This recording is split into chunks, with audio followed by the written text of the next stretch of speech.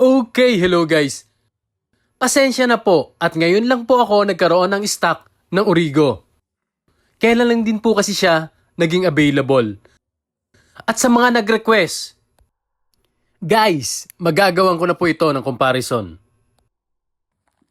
Ito ang Origo 50 watts ng XCL. Ito yung kanyang itsura.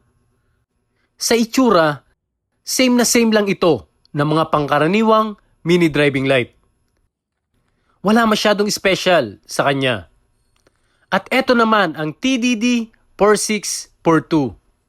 Ito yung mga MDL na below 1.5. 1,500 pababa yung presyo ng mga to. At ito yung pagkakaiba nila sa design at sa laki ng TDD at ng Origo. Check natin kung sino ang mas malakas sa dalawang ito. Mas malakas ba yung TDD na malaki o kaya siyang tapatan ng Origo na maliit? Pakiabangan po ang aking full video comparison na i-upload ko sa aking YouTube channel.